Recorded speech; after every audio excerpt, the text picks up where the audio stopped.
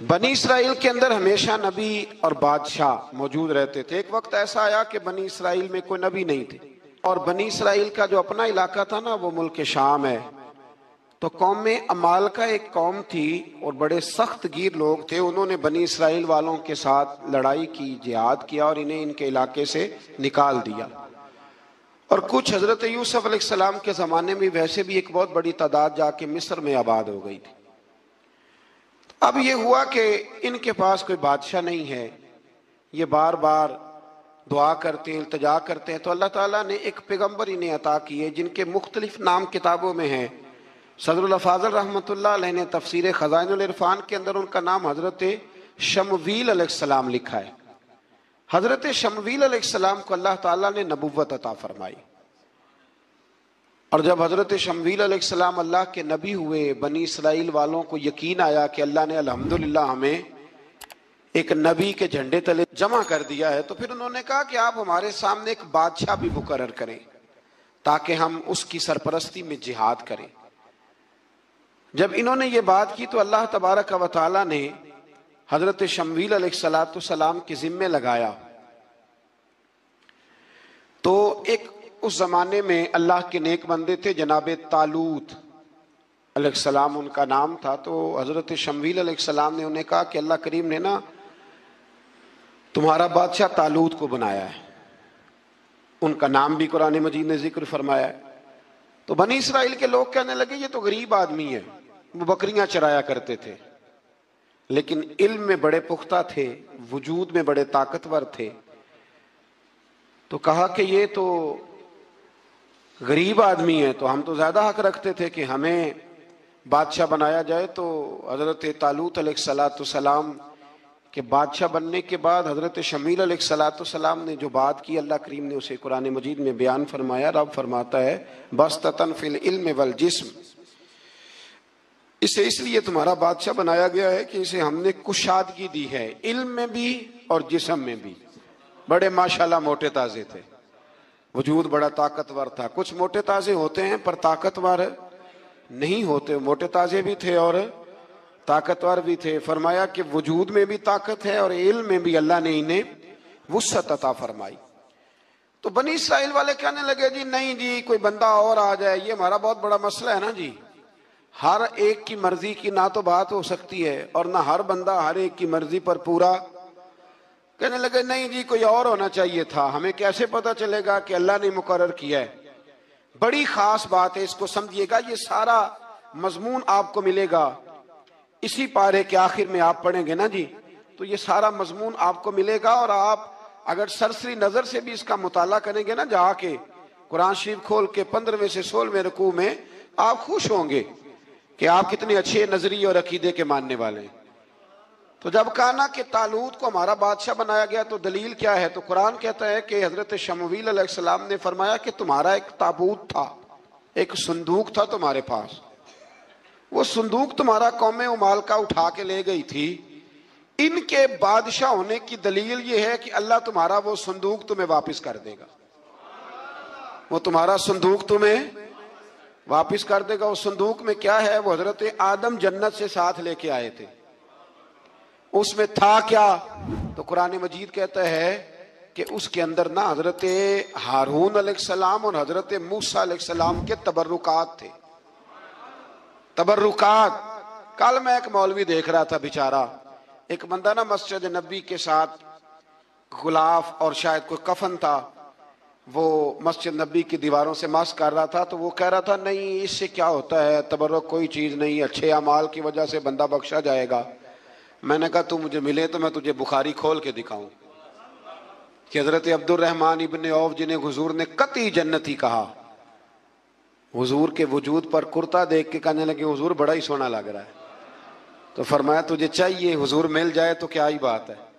نبی پاک نے عطا کیا تو صحابہ کہنے لگے عبد الرحمن آپ کو تو ضرورت نہیں تھی، آپ کے پاس تو بڑے لباس ہیں، تو یہ کرتا حضور نے قبول کر لیا، کوئی لے کے آیا اور آپ نے مانگ لیا، تو وہ رو پڑے، کہنے لگے پہننے کے لیے نہیں مانگا، یہ حضور کے جسم سے لگ گیا ہے، میں نے کفن بنانے کے لیے مانگا ہے۔ تو کہتا ہے حضور کے تبرک میں خیر کوئی نہیں۔ اور آپ یقین کریں ان لوگوں پہ حیرانگی ہے. ہم نے بھی مرنا ہے نا جی، بڑی جلدی قبر میں جانا ہے، وقت کا کچھ پتہ نہیں، لیکن اتنے اندھے ہو کر لوگ چیزوں کو دیکھتے ہیں اور اس تیزی کے ساتھ گمراہی پھیلاتے ہیں. مجھے باقاعدہ کسی نے ویڈیو بھیجی اور کہنے لگا جی دیکھیں کتنی اچھی بات کر رہا ہے، لوگوں کو سمجھائیں. تو میں نے کہا نہیں، اس کو سمجھانے کی ضرورت ہے. اور میں نے اس کو دیکھا ہے، وہ جو لال رومال والا میں نے دیکھا ہے، وہ ڈھونڈ ڈھونڈ کے جاہلوں کو پکڑتا ہے، تلاش کرتا ہے، اور اگر کوئی مل جائے بات بتانے والا تو پھر وہ خود پکڑا جاتا ہے، اور کئی دفعہ پکڑا گیا تو نکل گیا ہے. اللہ تعالی ہمیں سمجھنے کی توفیق دے. ہم سیانے ہو جائیں تو یہ دور دور تک نظر نہیں آئیں گے انشاءاللہ. تو وہ تابوت آئے گا، بنی اسرائیل والوں سے کہا تابوت میں کیا تھا سن لو. اور یہ قرآن مجید ہے. آج میری ماننا یہ 15 میں سے 16واں رکوع ضرور ہی پڑھنا کہ وہ آخر تابوت میں کیا تھا، کھولنا ذرا.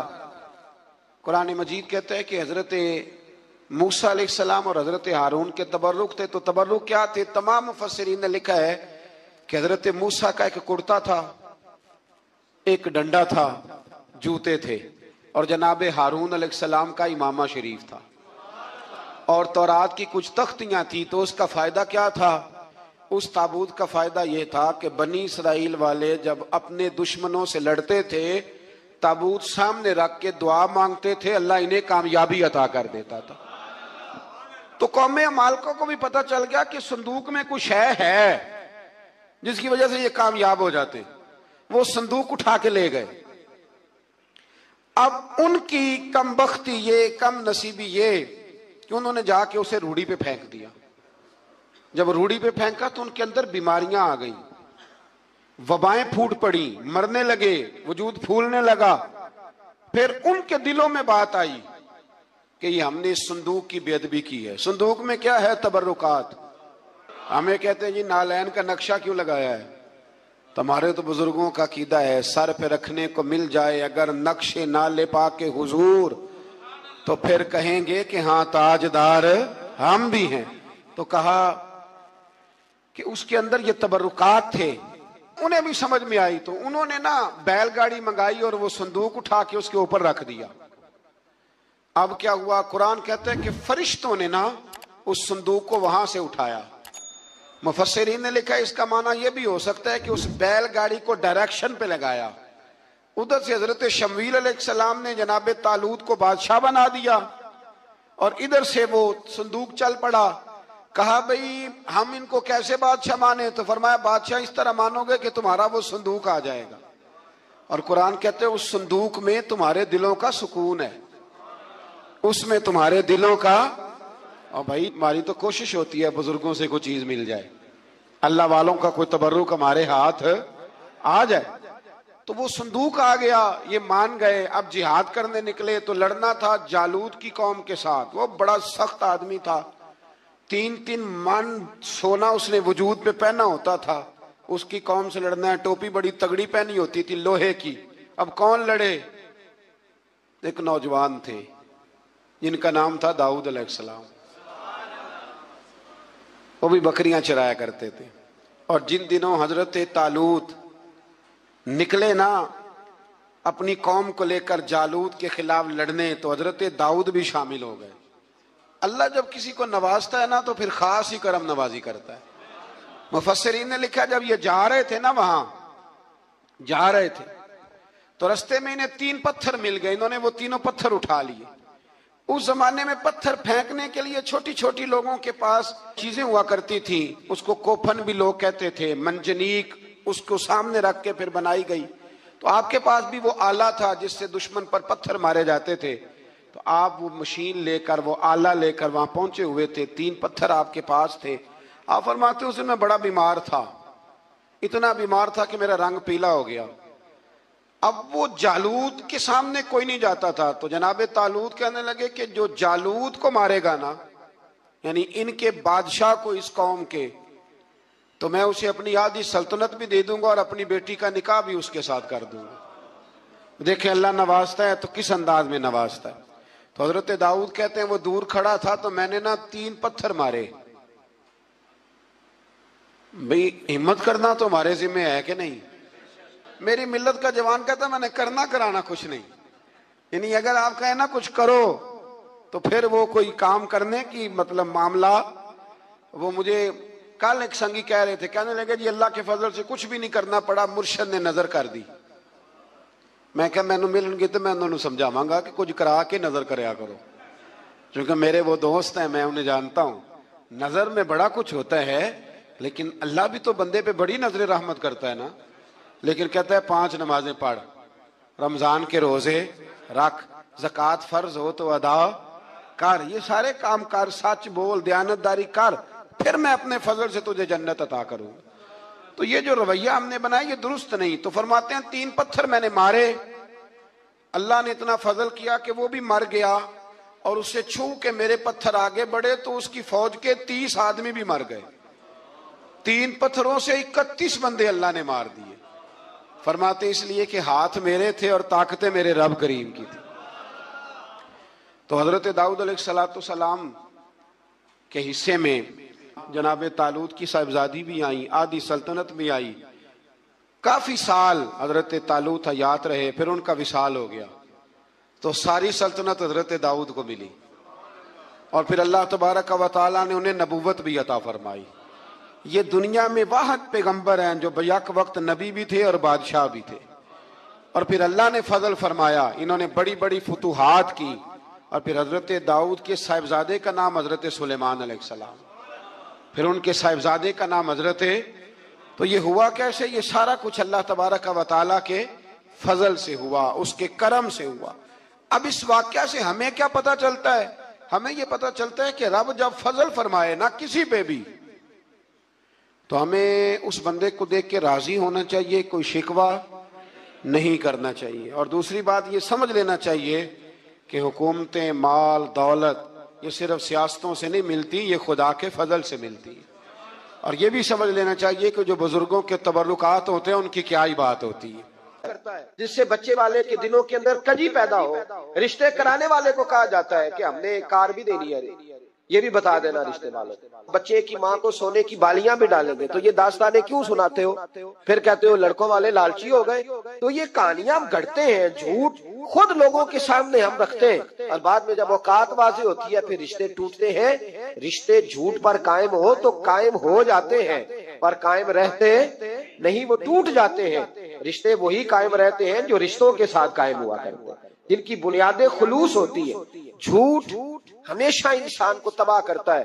کیا حسن ہے میرے نبی پاک کے فرمان میں, کیا خوبصورتی ہے. حضور نے فرمایا الصدق ینجی والکذب یہلک. 2 جملوں میں کائنات کی ساری حقیقتیں بیان کر دی.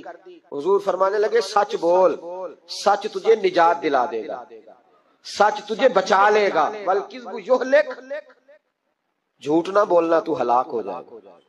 جھوٹ نہ بولنا, یہ محبوب کا فرمان. جھوٹ تجھے ہلاک کر, ہر لحاظ سے بندہ جھوٹا تباہ ہوتا ہے. سیاسی, سماجی, کاروبار, معیشت, دنیا, رشتے, ہر چیز جھوٹ پہ مبنی.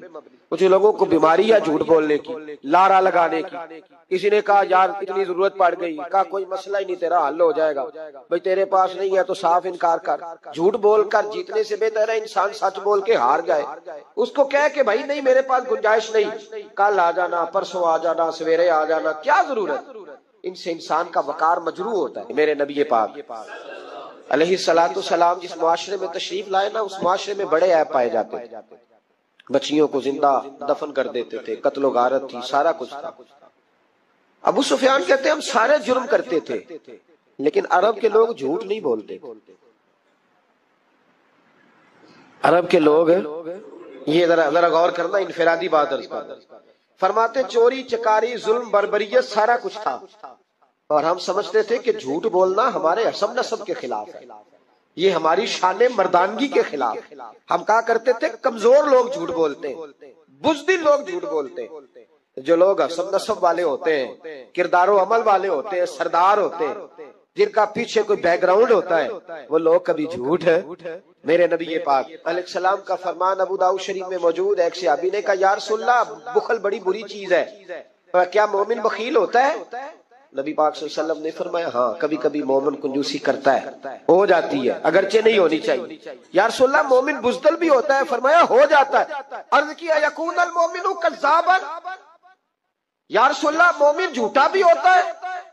فرمایا قال لا، مومن سب کچھ ہو سکتا ہے پر مومن جھوٹا ہو سکتا، مومن جھوٹ بول سکتا، جھوٹ نہیں اس کی زبان سے نکلتا، یہ مومن کی شان ہی نہیں۔ عرب کے لوگ کہتے ہیں کہ جھوٹ ہماری مردانگی کے خلاف، ہمارے تو ملک میں جتنا بڑا جھوٹا ہوتا ہے اللہ ماشاءاللہ اتنا وہ بڑا قد کر جاتا ہے، جس کو ہمارے ملک میں لوگوں نے سیاست نام ہی جھوٹ کا سمجھا۔ ٹی وی پہ بیٹھ کر بہت بڑی جماعت کا بہت بڑا سربراہ کہتا ہے فلانا کام 6 مہینے میں ہو جائے گا، ناراض ہو گئے آپ لوگ؟ چلو جو کوئی گل نہیں، بہت بڑی بات، 6 مہینے میں ختم، ٹھیک ہو جائے گا آپ کا مسئلہ۔ 6 مہینے کے بعد جب پوچھا جاتا ہے تو کہتے ہیں سیاسی بیان تھا، رات گئی تو اتنا ظلم، شرم ہی نہیں آئی۔ ابو سفیان کہتے ہیں کہ نبی پاک صلی اللہ علیہ وسلم کے جب کچھ صحابہ چلے گئے نا ہجرت کر کے حبشہ کی طرف، تو حبشہ کے نجاشی بادشاہ نے مسلمانوں کو بھی بلایا اور پیچھے سے جو قریش لینے گئے انہیں بھی بلایا، بات چیت ہو گئی تو اس کے دل میں خیال آیا کہ میں کسی سردار سے نہ پوچھوں بات کیا ہے۔ ابو سفیان کہتے ہیں میں تجارت کی غرض سے حبشہ گیا ہوا تھا، تو نجاشی بادشاہ کے کچھ لوگ آئے اور مجھے لے گئے، کہنے لگے بادشاہ بلاتا ہے، کہتے میں سردار تھا۔ بادشاہ نے جب بلایا تو اس نے نبی پاک علیہ السلام کے بارے میں مجھ سے سوال و جواب شروع کیے، تو میں نے وہ رٹی رٹائی گردان جو سارے پڑھا کرتے تھے وہ میں نے پڑھ دی کہ معاذ اللہ جادوگر ہے، ساحر ہے، کاہن ہے، لڑائیاں کرا دی، نیا مذہب لے آئے، معاذ اللہ وہ جو گردان عرب کے لوگوں نے، ابو جال نے، ابو لہب نے رٹی ہوئی تھی میں نے سنا دی۔ کہتے اس نے ایک سوال پوچھا، اس نے کہا چل ابو سفیان جو تو کہتا ہے ٹھیک ہی کہتا ہوگا معاذ اللہ، لیکن یہ بتا کہ کیا کبھی انہوں نے جھوٹ بھی بولا ہے؟ کیا انہوں نے کبھی، بہت بڑی بات ہے اس کو سمجھنا۔ ابو سفیان کہتے ہیں کہ میرے دل میں 1 منٹ کے لیے خیال آیا کہ میں جھوٹ بول دوں، کہہ دوں کہ وہ بولتے ہیں معاذ اللہ جھوٹ، لیکن پھر میرے اندر سے آواز آئی کہ تو قبیلے کا سردار ہے، اور جو مردانگی والے لوگ ہوتے ہیں ان کی زبانوں سے کچے جملے نہیں نکلتے، وہ جھوٹ نہیں بولتے۔ جو کسی منصب پر فائز لوگ ہوتے ہیں وہ ایسے ہی ان کی زبان ہر وقت چسکے کے لیے تھوڑا یہاں جھوٹ تھوڑا وہاں جھوٹ نہیں پھینکتی، وہ لوگ جھوٹے نہیں ہوتے۔ تو سردار ہے، تو چودھری ہے، تو سربراہ ہے، تو اہل ہے، تو منصب والا ہے، جھوٹ بولے گا؟ کہتے ہیں مجھے کہنے لگا سوچ کیا رہے ہو، بتاؤ کبھی جھوٹ بولا ہے؟ ابو سفیان کہتے ہیں میں نے فیصلہ کیا، میں نے کہا نہیں میں سردار ہو کے جھوٹ بولوں؟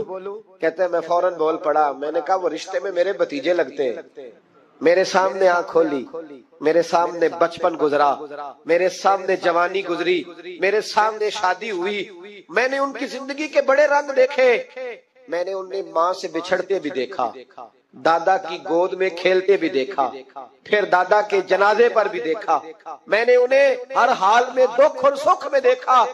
کہنے لگا نجاشی سارے اختلاف اپنی جگہ پر میں نے اس رسول کو اس وقت بھی دیکھا جب مکے کے لوگ ہتھیلیوں پہ اٹھاتے تھے، اور آج بھی دیکھتا ہوں جب لوگوں نے پتھر اٹھائے ہوئے ہیں، میرا بھتیجا بھی ہے، میرا اپنا بھی ہے، میرا رائے کا شدید اختلاف بھی ہے، لیکن میں جھوٹ نہیں بولوں گا۔ وہ میرا بھتیجا دکھ میں ہو یا سکھ میں ہو، وہ آسانی میں ہو یا تکلیف میں ہو، امیر کے پاس بیٹھے یا غریب کے پاس بیٹھے، اس کی زبان سے جب بھی نکلتا ہے حق اور سچ ہی نکلتا ہے۔ اس نے زندگی میں کبھی جھوٹ بولا؟ اسیر دشمن کی چاہ میں بھی، مخالفوں کی نگاہ میں بھی امی ہے، صادق ہے، معتبر ہے، میرا پیغمبر عظیم تر ہے، میرا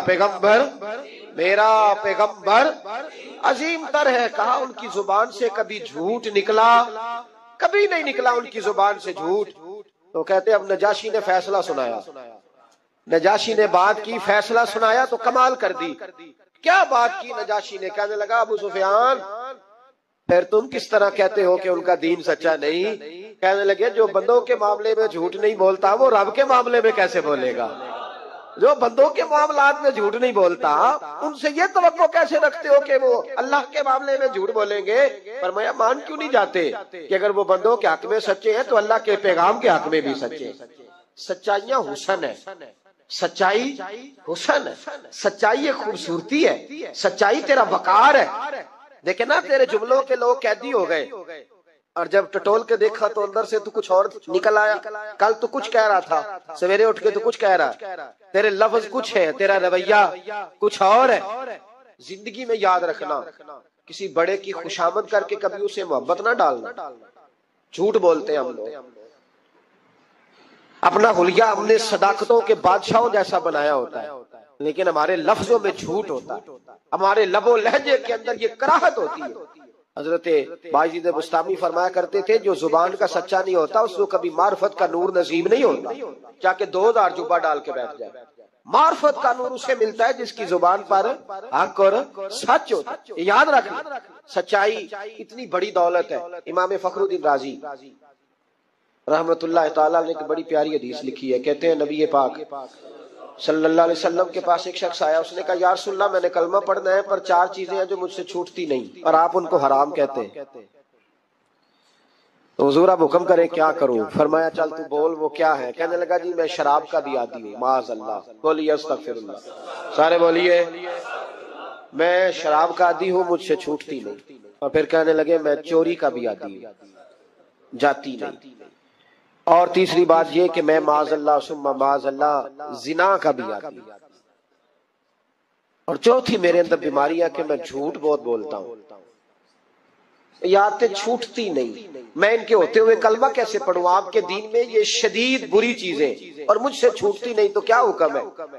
میرے محبوب علیہ السلام کو اللہ نے بڑی حکمت عطا فرمائی، بڑا نوازا ہے نبی پاک۔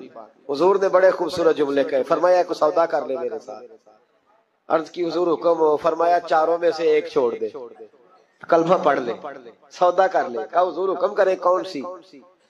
صحابہ کہتے ہیں اب ہم گھوم رہے تھے کہ یہ کیا بات ہے، 4 چیزیں حرام کہتی ہیں، حضور کہتے ہیں ایک چھوڑ دے، میں ایک وعدہ کر۔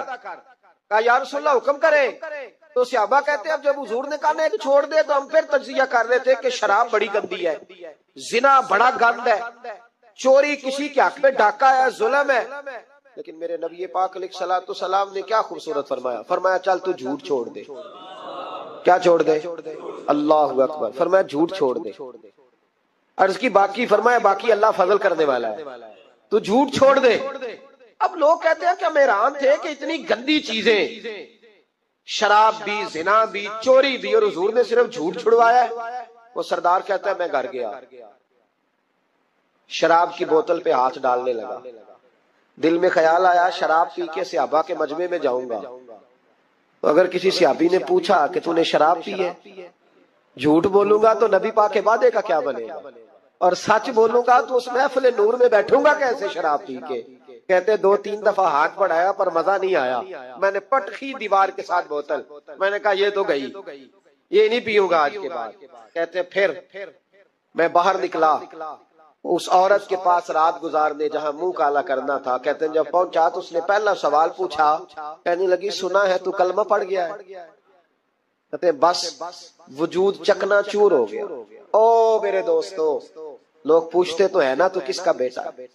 ہاں ہاں او سنگیو، لوگ پوچھ لیتے ہیں تو کس استاد کا شاگرد ہے، اور یارو یاد رکھو تیرا حلیہ دیکھ کے لوگ پوچھتے ہیں تو کس مرشد کا مرید ہے۔ یاد رکھ اپنے لیے نہ صحیح کسی کی عزت کے لیے صحیح، اپنے لیے نہ صحیح کسی کی عزت کے لیے، تو کسی کے لیے ہی بدل جا یار، تو کسی کا ہی خیال کر جا، چل کسی اور کے لیے اپنے آپ کو تبدیل کر جا، اپنے لیے نہ صحیح دیکھ تو کسی اور کے لیے ہی بدل جا، اب تیری کسی اور سے بھی نسبت ہے، لوگ کسی اور کے ساتھ تجھے منسوب کرتے ہیں، ان کا دیوانہ ہوں ان کا مجذوب ہوں، کیا یہ کم ہے کہ میں ان سے منسوب ہوں؟ کہا اس بی بی نے، کہنے لگی سنا ہے تو کلمہ پڑھ گیا ہے، کہتے ہیں بجلیاں دوڑ گئی۔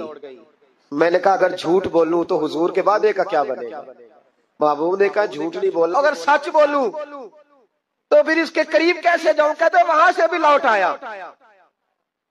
اب میری زنا کی عادت بھی گئی، اگلی شام ہوئی تو سامنے مال پڑا تھا ایک آدمی کا، وہ آدمی کا فلتا اس پہ ہاتھ ڈالنے لگا، تو دل میں خیال آیا یہ سویرے تفتیش بھی کرے گا، اگر پوچھتا پوچھتا مجھ تک آ گیا کہ تو نے تو نہیں چوری کی تو جھوٹ تو میں بول ہی نہیں سکتا، حضور سے وعدہ کیا ہے، اور سچ بولوں گا تو میری آبرو کیا بچے گی؟ کہتے ہیں شام ایک دن میں گیا، اگلے دن کی شام ہوئی تو صرف سچ کی عادت اپنائی، میرا زنا بھی گیا، میری چوری بھی گئی، میری شراب کباب بھی گئے۔ کہتے ہیں تیسرے جا کے دروازہ رسول پہ بیٹھا، صحابہ باقی اپنا کام کرتے رہے، میں صرف مصطفیٰ کا چہرہ تکتا رہا، میں بس چہرہ تکتا رہا، دیر ہو گئی تو ایک صحابی کہنے لگے کیا دیکھ رہے ہو؟ تو میں نے کہا اس رسول کا کمال دیکھ رہا ہوں، اس محبوب کا کمال دیکھ رہا ہوں، ایک جھوٹ چھڑوایا ہے تو رب کریم نے مجھے سارے تقوی عطا فرما دیے. یہاں تو جھوٹ کے پلندے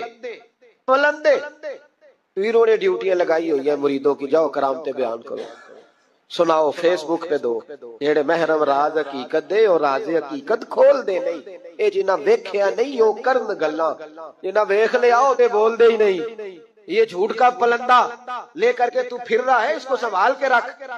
سچائی انسان کو جوان رکھتی ہے، سچائی آدمی کو بڑا کرتی ہے، سچائی اس کے رشتے قائم رکھتی ہے. میرے نبی کریم علیہ السلام نے سچ کا درس دیا، سچی بات کا حکم کہا، فرمایا سچ بولو. حضرت مالک بن دینار رحمت اللہ علیہ ارشاد فرمایا کرتے تھے کہ سچائی اتنی بڑی چیز ہے کہ سچائی کو تو آگ نہیں جلاتی. فرمایا کرتے تھے سچائی کو تو مٹی نہیں کھاتی. فرمایا کرتے تھے سچائی کو تو دریا نہیں ڈبوتا. لوگوں نے پوچھا دلیل، فرمانے لگے میرا ایک دہریے سے مناظرہ ہو گیا، لوگ بہت سارے اکٹھے ہو گئے. جب بات ذرا آگے بڑھی تو دہریہ مانتا نہیں تھا، میں دلائل دیتا، وہ بھی مجھے دیتا. سادے لوگ بول پڑے، کہنے لگے حضرت جی ہم تھک گئے ہیں سن کے، رزلٹ بھی نکالے. تو فرماتے میں نے دہریے سے کہا چل رزلٹ نکال لیتے ہیں. آگ جلاتے ہیں، دونوں ہاتھ ڈالتے ہیں، جو سچا ہوگا بچ جائے گا، جو سچا ہوگا. فرماتے تھے سچائی کو آگ بھی نہیں جلاتی، جو سچا ہوگا بچ جائے گا اور جو جھوٹا ہوگا جل جائے گا. فرماتے ہیں آگ جلا لی. اب میں نے اسے کہا چل ہاتھ ڈال، تو وہ جھوٹا تھا، جھوٹ کے پیر کوئی نہیں ہوتے، وہ ہاتھ ہی نہیں آگے کرتا، ہاتھ ہی نہیں بڑھاتا. کہتے میں نے زبردستی پکڑ کے اس کا ہاتھ آگ میں کیا، کئی دیر تک آگ میں رکھا، نہ اس کا جلا نہ میرا جلا. کہتے باہر نکلا، لوگوں نے شور کر دیا یہ کیا ہے. میں نے عرض کی مولا نہ اس کا جلا نہ میرا. فرماتے عاطف غیب سے ندا آئی، مالک بن دینار سچے کے ہاتھ میں بھی جس کا ہاتھ ہو ہم اس کا بھی نہیں جلایا کرتے. سچے کے ہاتھ میں بھی جس کا ہاتھ ہو ہم اس کا بھی. تیرا ہاتھ اس نے پکڑا اور جلا دوں، کہا علیحدہ کر. کہتے ہیں میں نے کہا چل بھئی اب علیحدہ علیحدہ ڈال دیں. اور ڈرنے لگا، میں نے کہا یہ تو ڈالنا ہی پڑے گا. کہتے ہیں ہاتھ ڈالنا، اس کا جل گیا، میرا بچ گیا. تو لوگ کہنے لگے یہ کیا ہوا. تو میں نے کہا کچھ بھی نہیں ہوا، میرا کمال نہیں، میرا رب بھی سچا ہے، میرے رب کے وعدے بھی سچے ہیں، قرآن بھی سچا ہے، قرآن کے اعلان بھی سچے ہیں، محبوب بھی سچے ہیں اور محبوب کے فرمان بھی سچے. سچائیاں تو آگ میں ڈالے تو نہیں جلتی، ہم لوگ کیسے علیحدہ علیحدہ ہو جاتے. اور پھر میں نے عرض کی کہ کوئی فائدہ نہیں ہوتا لوگوں کا، بلا وجہ جھوٹ بولتے، جھوٹی خوابیں بیان کرتے، جھوٹے نظریات اور جھوٹی کہانیاں لوگ گھڑ کے بیان کرتے. آتے ہیں تو قصیدہ خوانی کرتے، بادشاہوں کے، پیروں کے، علماء کے قصیدے پڑھتے ہیں، آ کے ان کو کہتے ہیں کیا بات ہے کیا بات. نہ بھائی وہ تعریف ہوتی نہیں جو منہ پہ کی جاتی، تعریف تو وہ ہوتی ہے جو تو کسی تیسری جگہ جا کے بیٹھ کے کرتا ہے. یہ میری بات یاد رکھنا، جو منہ پہ کی جاتی ہے وہ خوشامد ہوتی ہے. حضرت سیدنا عمر فاروق رضی اللہ تعالیٰ عنہ فرمایا کرتے تو جو میری تعریف کرتا ہے میرا دل کرتا ہے کہ اس کے منہ میں مٹی ڈالوں. ہمارے ایک بزرگ تھے مولانا غلام علی اوکاڑوی صاحب رحمۃ اللہ علیہ، رات میں اوکاڑے میں تھا تو ان کی خوشبوئیں بڑی آ رہی تھی وہاں سے. تو ان کی جب کوئی تعریف کرتا تھا تو وہ اس دور میں ہم یہ نہیں نہ کہہ سکتے کسی کو کہ تیرے منہ میں مٹی ڈالوں. تو جب کوئی تعریف کرتا تھا تو وہ اپنے رنگ میں بولتے تھے. فرمایا کرتے دل کرتا ہے تیرے منہ میں خاک شفا ڈالوں، تیرے منہ میں مدینے کی خاکیں شفا ڈالوں. تو بندہ کہتا ہے کیا مطلب. کہنے لگے حضرت عمر مٹی کہا کرتے تھے نا تو میں کہہ نہیں سکتا کہیں تو ناراض نہ ہو جائے. تو منہ پہ تو خوش آمدید 2 منٹ آئے. اور پیر بھی چونکہ علماء بھی اللہ ماشاءاللہ میری طرح جو کہلواتے ہیں، وہ علماء مشائخ بڑے لوگ، وہ تعریف کے اللہ تعالیٰ خیر کرے بڑے مزے ہوتے ہیں. تو تھوڑی دیر تعریف کرتا ہے، آنے والا کہتا ہے حضرت جی بلے بلے ساری رات اسی رہے ہو خواب. یہ 2-3 تعریفیں سنو، اب میں گیا، آپ جانے اور آپ کا کام جانے. تو بھائی تعریف خالی کرتے رہنے کا کیا مطلب ہے. پیارا تو وہ ہوتا ہے جو مشن کا وارث ہوتا ہے، جو دست و بازو بنتا ہے، جو آگے بڑھتا ہے، جو دکھوں سکھوں میں دھوپ چھاؤں میں ساتھ ہوتا ہے. آ کے تعریف کرنا، کلادہ ملانا، نکل جانا. کئی دفعہ ساتھ رہنے والے تعریفیں نہیں کر پاتے، کوئی ضرورت بھی نہیں ہوتی، انہیں ضرورت بھی نہیں، اس لیے کہ وہ تعریف نہیں کر رہے، وہ عمل کر رہے، وہ نوکری کر رہے، وہ ڈیوٹی کر رہے. تو ہم تعریفوں کے پل باندھتے. ابا جی کی بھی کچھ لوگ میری تعریفیں کرتے ہیں، خدمت کوئی نہیں کرتے، صرف تعریف پہ گزارا کرتے. تعریف نہ کر، یہ جھوٹ کا پلندہ نہ باندھ. ایک بزرگ کی تحریر پڑھ رہا تھا، رات کو بڑا مزہ آیا. فرمانے لگے نبی پاک کے زمانے کے تو جانور بھی سچ بولتے تھے. کیا کہہ دیا میں نے. حضور کے زمانے کے کون؟ حضور کے زمانے کے تو جانور بھی سچ بولتے. اور پھر انہوں نے دلیل کے طور پر کہا، کہنے لگے نبی کریم علیہ السلام گزر رہے تھے، سرور کائنات گزر رہے تھے صلی اللہ علیہ وسلم، ایک پہاڑی علاقے سے ایک آواز آئی، کسی پکارنے والے نے کہا یا رسول اللہ، گویا ان لفظوں میں کہا یا رسول اللہ ہے انظر حالنا۔ حضور نے پلٹ کے دیکھا تو ہرنی بندھی ہوئی تھی، ہرنی۔ نبی پاک علیہ السلام گئے اس کے پاس، ایک روایت ہے کہ صحابی نے اس کو باندھا تھا، ایک روایت ہے کہ یہودی نے باندھا تھا۔ حضور گئے، آ کے کہا کیا بات ہے؟ تو عرض کرنے لگے یا رسول اللہ یہ بندہ مجھے قیدی بنا کے لایا اور آپ میرے تھنوں کو دیکھیں دودھ سے بھر گئے، بچے میرے تڑپ رہے، اگر تھوڑی دیر کے لیے یہ مجھے چھوڑ دے تو میں وعدہ کرتی ہوں دودھ پلا کے فوراً واپس آ جاؤں گا۔ نبی پاک صلی اللہ علیہ وسلم نے یہودی سے کہا چھوڑ دو، اس نے کہا اگر نہ آئی تو؟ نبی پاک نے فرمایا یہ سچے سے وعدہ کر رہی ہے تو سچا کر کے دکھائے۔ حضور کے زمانے کے جانور یہ سچا وعدہ کر کے دکھائے۔ نبی پاک صلی اللہ علیہ وسلم نے اسے چھوڑ دیا، تو جانور کو جب آپ بندھے ہوئے کو چھوڑتے ہیں تو بڑی تیز دوڑتا ہے، تو اتنی تیز دوڑی کہ جنگلوں کے اندر اور پہاڑوں میں گم ہو گئی، نظر ہی نہیں آ رہی کدھر گئی۔ جب وہ گم ہو گئی تو وہ یہودی کہنے لگا وہ تو غائب ہو گئی، اس طرح گئی ہے کہ لگتا ہی نہیں تھا پلٹ کے آئے گی، یہ نہیں آئے گی۔ محبوب نے فرمایا نہیں یہ ضرور آئے گی، یہ سچ کہہ کے گئی ہے، یہ لوٹے گی۔ وہ یہودی کہتا جب میں نے کہا نا نہیں آئے گی تو واہ میرے محبوب تیری شان پہ بھی قربان جائے، کیا انداز ہے۔ حضور چارپائی پہ اس کے پاس بیٹھ گئے، فرمایا چل میں بیٹھتا ہوں بطور گارنٹڈ کے، میں بیٹھتا ہوں، آئے گی تو میں جاؤں گا، یہی بیٹھا ہوں۔ وہ کہتے حضور بیٹھے رہے، شام ڈھلنے لگی، میں نے کہا کوئی نہیں آئی، فرمایا فکر نہ کر آئے گی۔ کہتے تھوڑی ہی دیر گزری تو وہ لہراتی ہوئی آئی، وہ دوڑتی ہوئی آئی، پہلے آ کے اس نے حضور کے قدم چومے، سجدہ کیا، اور پھر وہ شکریہ ادا کر کے واپس گئی، جہاں رسی بندھی ہوئی تھی اس کے پاس جا کے بیٹھ گئی، کہنے لگی مجھے باندھ لو، میں وعدہ کیا تھا۔ تو نبی کریم علیہ السلام نے فرمایا جا اسے جا کے باندھ، اس نے باندھ لیا تو حضور فرمانے لگے چل میرے ہاتھ بیچ دے۔ نرخ بازار محبت کا انوکھا ہو گیا، خود خریداروں میں شامل آ کے مولا ہو گیا، کہا بیچ دو میرے ہاتھ میں خرید لیتا ہوں۔ اس نے عرض کی حضور نہیں میں نے نہیں بیچنا۔ کہا کیوں؟ عرض کرنے لگے یا رسول اللہ اسے نہیں بیچنا، میں نے اپنا بیچنا ہے، مجھے کلمہ پڑھا دے، انہیں مسلمان ہونا ہے، اور جب میں غلام ہوں تو میری ہر شے آپ کی ہے۔ میرے رسول پاک علیہ السلام نے اسے آزاد کر دیا۔ امام زرقانی فرمایا کرتے تھے تو سچ بولے گا تو آزاد ہو جائے گا، جھوٹ بولے گا تو قیدی رہے گا۔ حضور نے اسے سچ کی برکت سے آزاد کر، الصدق ینجی، سچ تجھے نجات دلاتا ہے، سچ تجھے بچا لیتا ہے، سچائیاں انسان کو زندہ رکھتی ہیں۔ آپ دیکھ لیں اس ملک کے اندر کتنے سیاستدان آئے، پھر وہ گزر گئے، اللہ جانے کہاں گئے، بیوروکریٹس آئے گزر گئے، جو لوگ سچ بولتے ہیں وہ قائم رہتے ہیں، جن کے افکار میں سچائیاں تھیں، جن کے کردار میں گفتگو میں سچائیاں تھیں وہ موجود ہیں۔ زمانہ سارا گزر جائے گا لیکن حضرت خواجہ معین الدین اجمیری کا مزار چمکتا ہی رہے گا، دنیا کہیں سے کہیں پہنچ جائے پر بابا فرید الدین کی شان میں کمی آ سکتی نہیں۔ اور سارے لاہور میں جب سناٹا چھا جاتا ہے تو داتا علی اجمیری کے مزار پر اس وقت بھی قرآن پاک کی تلاوت ہو رہی ہوتی، جو سچ لے کے آئے اور جنہوں نے سچائیاں بکھیری، ان کا کمال یہ دیکھو کہ آج بھی وہ چمک رہے ہیں، سچائیاں باقی رہتی ہیں۔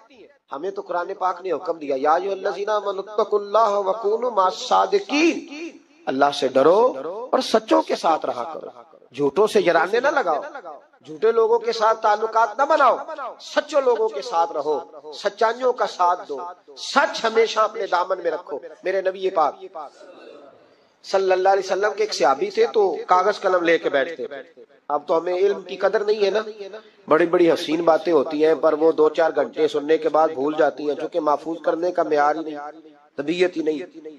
تو وہ صحابی جب حضور کی بارگاہ میں آیا کرتے تھے تو کاغذ قلم لے کے آتے، محبوب جو بھی ارشاد فرماتے لکھ لیتے۔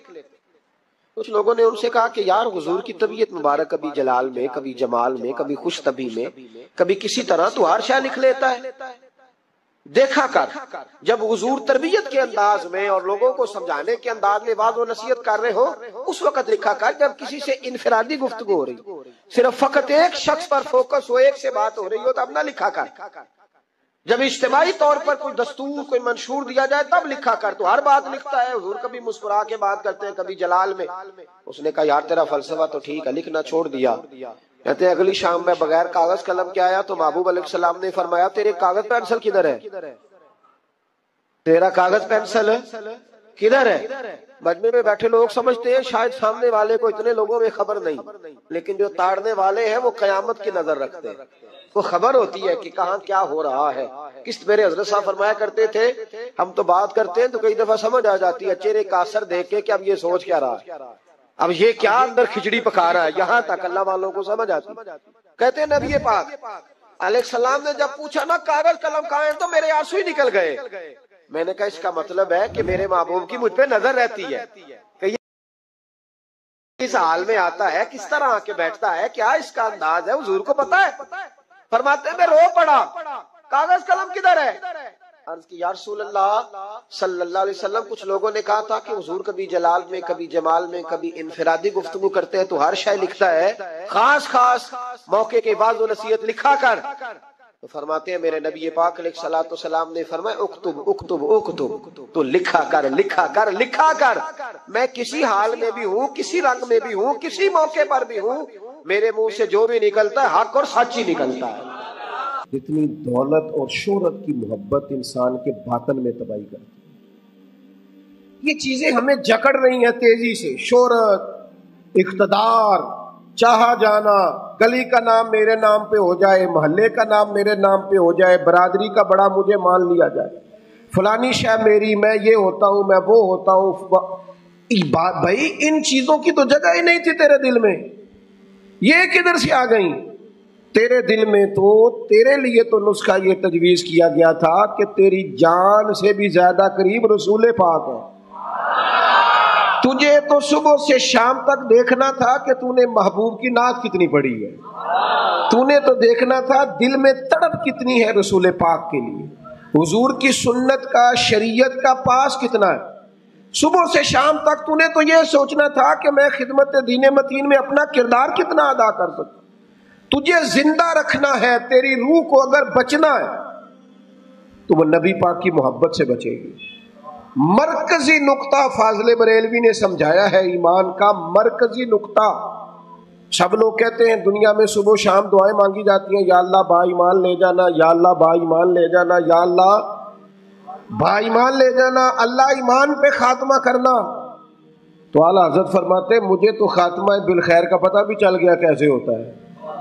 हुजूर किस तरह होता है? फरमाते इन्हें जाना, इन्हें माना, ना रखा गैर से काम। उस पर एक नतीजा मुरतब हुआ है, वो भी अगले मिसरे में बयान करते हैं।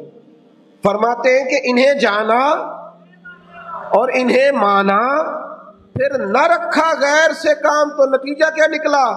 लिल्लाहिल हम्द, मैं दुनिया से मुसलमान गया। फिर शुक्र है अल्लाह का मेरा ईमान सलामत रहा। हम अगर अपने दिल को इस मोहब्बत में ले आएंगे ना मेरे भाई, तो फिर न रखा गैर से काम। मैं आपको यकीन से बताता हूँ, ये बस कर दें जी ड्रोन श्रोन, हमारा क्या लेना देना इन चक्करों से। अल्लाह हमको जज़ाए खैर अता फरमाए। हम तो आपसे बात करने आए हैं और आप बात सुनने आए हैं। अल्लाह खैर फरमाए। किसी दरवेश का आईना टूट गया था, तो कहा जनाब आईना टूट गया। फरमाने लगे चलो शुक्र है, अपना आप देखने से जान तो छूटी। वरना अपना आप ही देखते रहते थे। घर से आईना देखना बुरी बात नहीं, लेकिन सिर्फ अपना आप ही देखते रहना और हर वक्त देखते रहना, खुदा मुझे ऐसी खुदाई ना दे कि अपने सिवा कुछ दिखाई ना दे। ये भी कोई इतना ठीक मसला नहीं। आप गौर फरमाए, क्या अर्ज करना चाहता हूं आपकी खिदमत में मेरे अजीज। एक तो अगर मैं बड़ी समझदारी से और बड़े गौर से और बड़ी तवज्जो से आपको ये बात समझाना चाहता हूं कि अगर हुजूर से प्यार करोगे ना, तो ये जितनी दौलतों की और शोहरतों की मोहब्बत दिल में आती है, ये खुद ब खुद निकल जाएगी, खुद ब खुद निकल जाएगी, आसानी हो जाएगी, जीना आसान हो जाएगा। दूसरी बात आपकी खिदमत में अर्ज करूं, हम ना ताज़ा दम नहीं रहते, हम परेशान रहते हैं, हम बोर होते हैं, हमारी तबीयतें बाज़ोकात जल्दबाजी करती है, हम बाज़ोकात उलझ जाते हैं, करार तलाश करते हैं। उस करार को तलाश करने के लिए फिर बाज़ लोग उल्टी सीधी मूवीज़ देखते हैं। बाज़ लोगों का ख्याल है कि शायद मैं कोई लतीफ़ा सुनूंगा तो मामला ठीक, और फिर उसका नतीजा भी निकला है लतीफ़े सुनने का। اب لطیفے سنانا بھی اتنا بڑا کام ہو گیا ہے کہ مولوی ہے پگڑی داڑھی والا لیکن اس کے نام کے نیچے لکھا فنی مولوی. خدا کے بندے یہ سنجیدہ اسٹیج ہے، دیندار لوگوں کا کرنے کا کام ہے، آپ کیا کر رہے ہیں؟ مولوی بھی فنی ہوتا ہے، 6 معنی دار ہے کہ ہمارا مزاج تھا ہر چیز شغل میلہ، ہر چیز ہنسنا الجھنا. میرے عزیز، ہم چونکہ سکون چاہتے تھے، کچھ نے ادھر ادھر کی مووی دیکھ لی، کچھ نے ہنس لیا، کچھ سیر کو چلے گئے، کچھ کا خیال تھا کھانے کھا لیں گے تو سکون آ جائے گا. یاد رکھنا ان چیزوں میں سکون نہیں ہے، ان میں تو آپ الجھتے جائیں گے. مزید تو سکون کہاں ہے، قرار کہاں ہے؟ اب کبھی صحابہ کی زندگیاں دیکھیں نا، حالات جس طرح کے بھی تھے نا، ان کو جو سکون ملتا تھا وہ رخ مصطفیٰ سے ملتا تھا. ان کی طبیعت پوری لگ گئی تھی کہ حضور علیہ الصلوۃ والسلام کی جو یادیں ہیں وہ دل کو تازہ کرتی. ان کا خیال تھا کہ بحال اگر کسی چیز کا نام ہے تو وہ ذکر مصطفیٰ ہے، یاد مصطفیٰ ہے اور دیدار مصطفیٰ ہے. اعلیٰ حضرت مفتی ہیں، فتویٰ دیتے ہیں. اعلیٰ حضرت مفسر قرآن ہے، کنز الایمان بذات خود ایک تفسیر ہے، ترجمہ ہی تفسیری ہے. اعلیٰ حضرت محدث ہیں. وہ جب احادیث مبارکہ کا حوالہ دیتے ہیں تو یوں لگتا ہے کہ جیسے بڑی گہری نظر ہے ان کی، راویان حدیث پر بھی، اصول پر بھی، اور حافظہ بھی مضبوط ہے حفظ حدیث کے لحاظ. ساری چیزیں ان کے پاس تھیں، لیکن وہ پتہ کیا کہتے تھے؟ کہتے تھے یہ جو میرا دل چمکدار ہے نا، اور یہ جو میری طبیعت ہلکی پھلکی ہے، اس کی وجہ یہ ہے کہ ان کی مہک نے دل کے غنچے کھلا دیے. یہ میں نہیں آپ کو تقریر سنا رہا، میں تو جذبات کا اظہار کر رہا ہوں. ان کی مہک نے دل کے غنچے کھلا دیے ہیں. تو کیوں غنچے کھلا دیے؟ کہتے میرے نبی کا کمال یہ ہے کہ وہ جس راہ چل دیے ہیں کوچے بسا دیے. وہ جس راہ بھی چل دیے ہیں کوچے، حضور پر تھوڑا گزر جائے تو کام ہو جاتا ہے. قرار، سکون، سارے دکھ مٹ جائیں گے اگر دل حضور سے لگا لو گے، اگر محبتوں کا مرکز رسول پاک کو بنا لو گے. آپ دیکھیں احد کے میدان کے اندر کافر نے ایک بڑی عجیب سازش کی مسلمانوں کو پریشان کرنے کے لیے. اور بھائی آپ لوگوں کی وجہ سے اگر اتنے لوگ تکلیف میں ہیں تو آپ کو سمجھ جلدی سے بیٹھ جائیں جی، جلدی سے جی، فیصلہ کرنے میں اتنی دیر، اللہ آپ کو سلامت رکھے، بیٹھ جائیں جی. اب آپ کھڑے ہیں جناب، آپ بھی بیٹھ جائیں، اللہ آپ کو برکت عطا فرمائے. اچھا ایک بندہ محفل میں کھڑا ہو جاتا ہے موبائل لے کے، اللہ انہوں سمجھنا چاہیے کہ باقی سارے کل بھی ہیں موبائل. خدا کے بندے آپ کی وجہ سے اتنے لوگ پیچھے اگر پریشان ہیں تو آپ کو سمجھنا چاہیے اس چیز کو. اللہ تعالیٰ آپ سب کو ہنستا اور مسکراتا رکھے. نبی پاک کی ذات سے جب آپ کی کامل وابستگی ہو جائے گی نا تو حضور کی ذات والا کا پیار، اور پیار لاروں والا نہیں ہونا چاہیے خالی کالی جل سے محفل میں اور مائک ہاتھ میں آیا تو عشق کا دعویٰ تگڑا، خالی اس طرح نہیں. تنہائی میں بھی تو روئے حضور کی بارگاہ میں. ایک محفل میں ایک دفعہ حاضر تھا تو ایک نعت خواں بچہ میرے پاس آیا، کہنے لگا جی میری سفارش کر دیو، میں بھی حضور دی بارگاہ چ حاضری لوانی ہے. میں کہ پتر تو گھر جا کے پڑھ لے، اتنے بھی حاضری لگ جائے گی کہ 4000 بندہ چاہیے حاضری لوان لی. حضور کی بارگاہ میں تو جہاں بیٹھ کے بھی پڑھے حاضری لگ جاتی ہے. اس کے لیے کیا ساج سمر کے مجلس ہی فقط ہو تو حاضری لگتی ہے؟ یہ بھی اعلیٰ حاضری ہے، پر وہ تو واللہ وہ سن لیں گے اور فریاد کو پہنچیں گے ہم. بس اتنا تو ہو کوئی فریاد کرے دل سے، تو بات تو دل سے کر. آپ کی جب کامل وابستگی حضور سے ہو جائے گی نا تو یہ غربتوں کا ڈر، یہ پریشانیاں، یہ آزمائشیں، ایک جگہ رونا نہیں رویا حضرت بلال نے کبھی اپنی غریبی کا، ایک جگہ پریشان نہیں ہوئے کبھی حضرت سلمان فارسی کے میں پردیسی ہوں، ایک جگہ بھی کبھی جناب صہیب رومی کو تکلیف نہیں ہوئی. کیوں بلا؟ اس لیے کہ حضور کی محبت ایسی دوا ہے جو ہر بیماری سے شفا عطا کر دیتی ہے. احد کے میدان میں کافروں نے ایک چال چلی تھی. ان کو پتا تھا کہ کون سی بات مسلمانوں کو زیادہ پریشان کر سکتی. انہوں نے ایک افواہ پھیلا دی تھی کہ معاذ اللہ حضور کو شہید کر دیا گیا. اس کی وجہ سے شدید پریشان ہوئے صحابہ، اور جنگ کے جو نتائج برعکس آئے اس کی بڑی وجہ یہ افواہ بھی بنی. اب صحابہ بڑے پریشان تھے، حضور شہید ہو گئے. کچھ لوگ نا میدان احد سے جب واپس آ رہے تھے نا جنگ ختم ہونے کے بعد، ایک خاتون جا رہی تھی میدان جنگ کی جانب. عورتیں اپنے مزاج کے لحاظ سے کمزور ہوتی ہیں قلبی طور پر، اور بڑی خوبصورت بات لکھی ہے علماء نے، کہتے ہیں عورت کے دل میں درد زیادہ ہوتا ہے نا، پیار زیادہ ہوتا ہے، اور یہ جو وہ کمزور واقعہ ہوئی ہے اسے عیب نہ سمجھو. اسی لیے تو اللہ نے بچے کو پالنے کا ذمہ اس کا لگایا ہے کہ وہ شفقت زیادہ رکھتی ہے، محبت زیادہ رکھتی ہے، درد دل زیادہ رکھتی ہے. اس لیے جس درد سے وہ بچے کو پال لیتی ہے نا. میرا بیٹا ایک دن گھر میں کچھ پکا ہوا تھا، اس کی اماں کہنے لگی کھانا کھاؤ، کہندا ہے میں نہیں کھانا. وہ دی اماں کہندی میں بڑا زور لایا، بڑی محنت کی، بڑی گرمی چ پکایا، اج تے ہی کھانا پینا ہے. کہنے لگا میں نہیں کھانا، میں آرام سے کھانا کھا رہا ہوں. اب وہ ماں بیٹا بحث کر رہے ہیں. تھوڑی دیر گزر گئی تو مینوں کہندی تسی کیوں نہیں بول دے؟ میں کہا مینوں پتہ ہے کنے جیتنا ہے، تھوڑی دیر بعد کھلو جاؤ، مینوں پتہ کنے جیتنا ہے. وہ بچہ اٹھ کے اندر چلا گیا، کہنے لگا میں نہیں کھانا تسی کھاؤ. وہ پھر 5 منٹ لنگے تو وہ پکانا شروع کرتا جو بچہ کہہ رہے ہیں. تو میں کہا میں تو پتہ ہے نا نتیجہ کی ہے، تو اس بحث میں جانے کی ضرورت ہے، اس لیے کہ ماں اولاد کے سامنے ہمیشہ ہی ہار جاتی ہے. یا نبی سلام علیکہ، یا رسول سلام علیکہ، یا حبیب سلام علیکہ، صلوات اللہ علیکہ.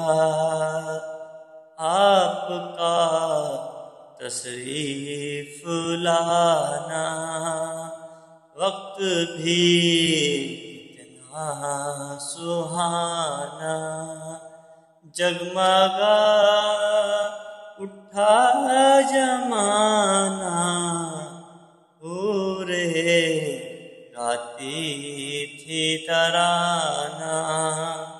یا نبی سلام علیکہ، یا رسول سلام علیکہ.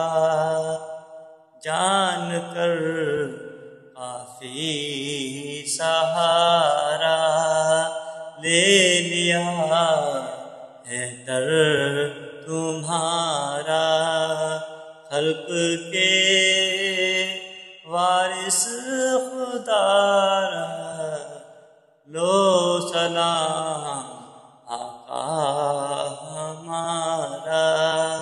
یا نبی سلام علیکہ، یا رسول سلام علیکہ. پوری یا رب یہ دعا کر ہم درے مولا پر جا کر، پہلے تو نعتیں سنا کر یہ پڑھے سر کو جھکا کر.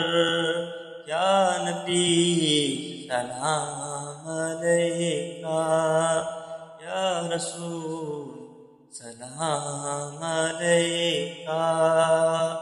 بخش دو میری خطائیں، دور ہو غم کی گھٹائیں، بھیج دو اپنی عطائیں، وجد میں ہم یوں سنائے.